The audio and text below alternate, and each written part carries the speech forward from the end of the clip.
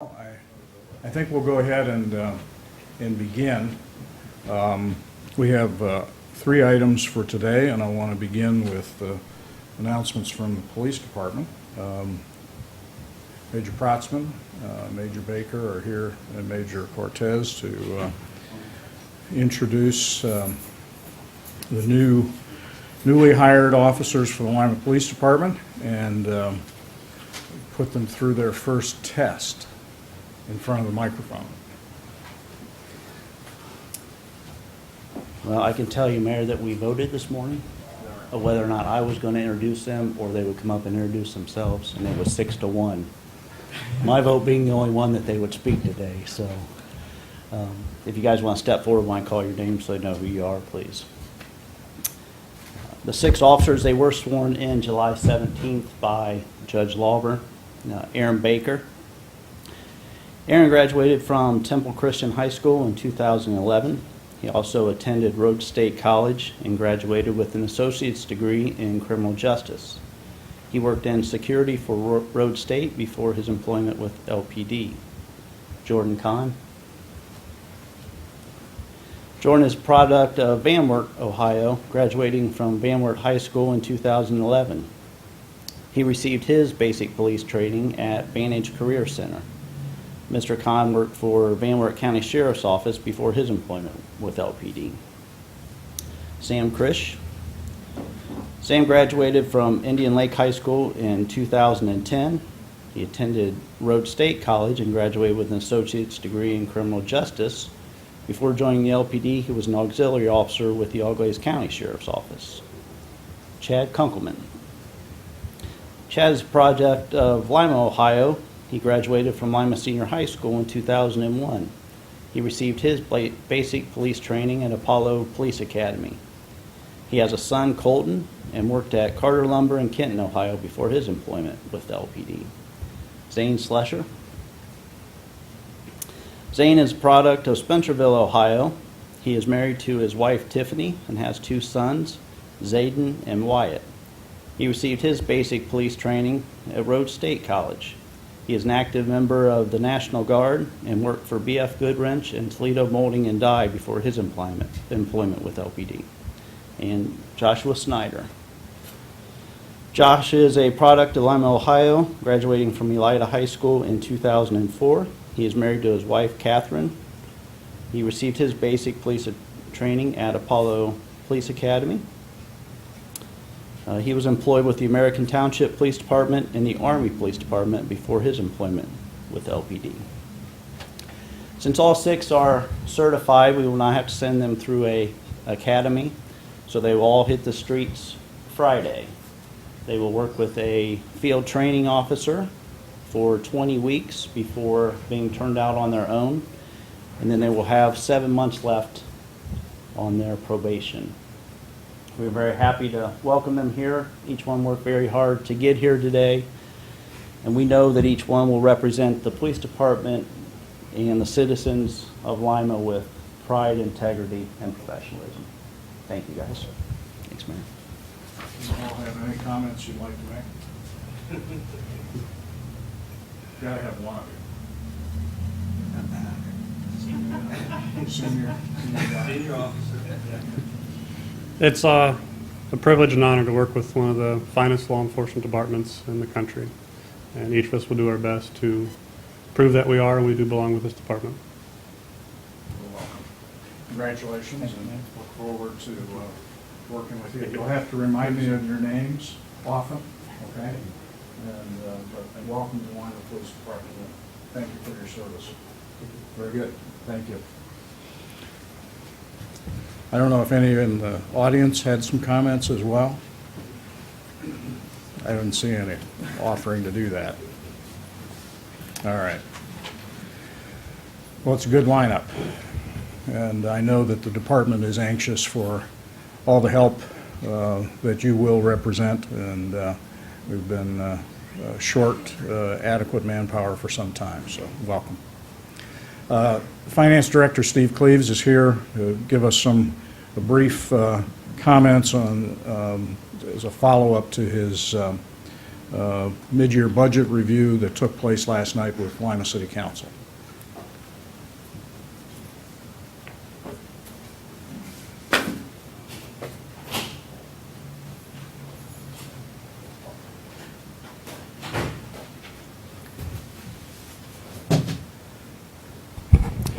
We did have a mid-year review last night with our finance committee, and it was well covered in the press, both on the radio, TV, and newspaper. So this will just be a quick 5-minute summary of how that went. The city's finances at mid-year are basically on budget. Our revenues are slightly above 50% of what we estimated for the full year, which is positive. And our expenditures are slightly less than 50% of the full year estimate, which is also positive. A main issue going forward, however, is capital requirements of the city. We are purchasing nearly $2 million worth of capital out of the general fund, which is going to require us to borrow probably 3/4 of that, probably up to $1.5 million of the $2 million, to enable us to maintain a steady cash flow out of the general fund, paying off the debt for that equipment over a 10-15 year period, depending on the service life of the individual items bought. We're buying, I believe, 5 vehicles for the police department. You see that we hired 6 new officers in the police department. We're also in the process of hiring a similar number in the fire department. That is going to take about an additional $600,000 or so per year to maintain that additional labor force, so we do need to be very careful about how we manage our cash. Again, we'll get 6 vehicles in the police department, a couple in the fire department, and lots of equipment to support our safety services organizations. Just in general, to highlight where we've been, this chart shows our budget has been fairly stable since about 2008, where we had a $30 million general fund budget, and right now we've got close to a $30 million general fund budget. But you need to realize there's been inflation during that 7-year period. So actually our spending for adjusted dollars is actually less than what it was 7 years ago. That's been necessitated by a lot of things. One of the major items is the cut in our available funds, primarily by the state of Ohio. The state of Ohio has cut back on local government funds. They've eliminated the inheritance tax, the personal property tax, and that has really hit us hard. In adjusted dollars, we had close to $4 million in funds coming from the state in one form or another 7 years ago. Now we're down to $1 million. That's a $3 million cut. So we've had to absorb that without layoffs or furloughs, which we were able to do. And we're in fairly good shape with an $8 million cash carryover plus. But we do need to be careful to ensure we maintain that, especially with the additional manpower that we are not hiring, primarily in safety services. In the utilities area, we have a huge borrowing coming over the next decade, primarily for the sanitary sewer area due to the EPA mandates imposed on us by the feds. This chart shows the relative size of the general fund, the water fund, the sewer fund. General fund's about 30 million. Water fund's about half of that, 16. Sewer fund's about a third of the general fund, it's about 10. The important point here is the debt and capital in those budgets, and labor. I'm always talking about labor when I'm talking general fund, because that is a huge amount. It's this blue bar. That's about 76% of the general fund budget. labor and sewer is, in water is about 30, and in sewer is about 25, 30. But the capital debt service cost for water and sewer is extremely large. That's this yellow and green. General fund is only 5%. Currently in the water fund, it's about 35, and it's about a 40% share of the budget in the sewer fund. Water fund is going to be pretty stable as far as their debt payments go. It's going to remain at 35%. Their spending is going to level off. They've already built the reservoir. They built the carbon filtration plant, some pumping stations and other work. So they spent a lot of money in the last few years, and the rates have been adjusted accordingly to pay for that. In the sewer area, there's going to be a huge increase in the capital required, over $100 million, and it's going to increase their budget considerably. The portion of their budget that is going to be dedicated to paying off the sewer debt is going to increase from 40% to 50% to pay off that $100 million that they need to spend. And this is a total picture of the sewer fund spending over the next decade, 2025. Their spending is going to increase from about $10 million to close to 17. So that's a $7 million increase over a base of 10. That's a huge increase. And these two items, the green and the purple, that's the capital and debt payments. You can see that's half of the budget 10 years from now. So that's a huge hurdle for the city to encounter. I know the mayor's going to testify this week on that issue, which I'm sure he'll talk about. One other issue that was discussed in the finance hearing last night was the issue of contract labor. It's been a controversial subject for the past few years. The city has, where possible, in appropriate positions, for instance, cleaning contracts and such, certain clerical work. We have contracted labor where permitted by our union contracts. That has saved us a whole lot of money over the past 5 years as we step that up.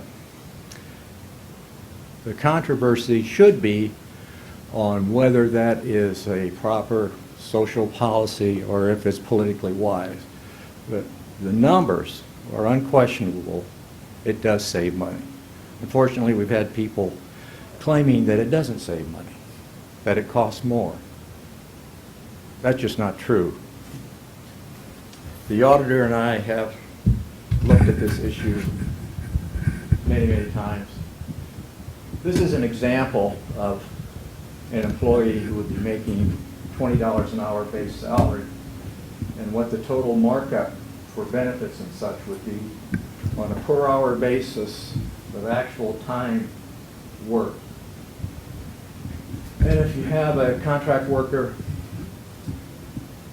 who's getting his $20 base and he has about close to an $8 markup that goes to the contractor, that pays for whatever benefits that contractor provides this employee. Generally they have health care if they work a certain number of hours per year. If they work a certain number of hours, that contractor, they get some vacation and sick benefits. Not all of them do, depending on the type of job that they're performing.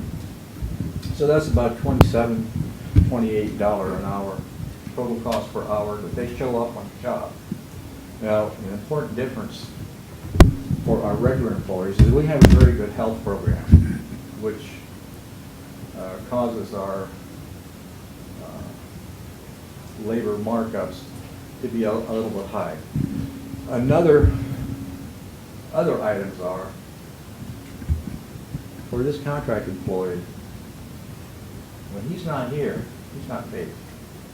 So for holidays, sick time, vacation time, he gets no longevity pay. His health care costs are considerably less. So for those 5 main items, keeps his, this is all included in a contractor markup. You add that on to the regular employee, you can see a big difference there. It's about an $8 difference. So in general, our contract employees cost about 25% less than a regular employee. Another way to look at that, you say, well, how much more does it cost if you go from $28 to $35? Well, that's about a 30% increase. Just depends how you want to talk about it. So you save at least 25%. If you want to look at it another way, you don't pay 30% more. So that little exercise explains a lot of the reason we were able to defer hiring for so many years in so many areas. Now, we don't hire contract employees for certain critical jobs. We don't have a contract employee police officer or firefighter or any critical permanent job in the city. But jobs which can be filled with contract labor, we do that, and we need to continue to do that to keep our general fund healthy. And it's important to know that those savings for those contract employees pay for regular employees. Those savings are paying for part of the cost of these new police officers, which were just introduced. That's how we can afford to do that. That's how we can afford to hire additional firefighters and other critical employees of the city. So I just want to make that clear. It's controversial because of maybe social concerns, political concerns, but economically it's absolutely clear that it saves money.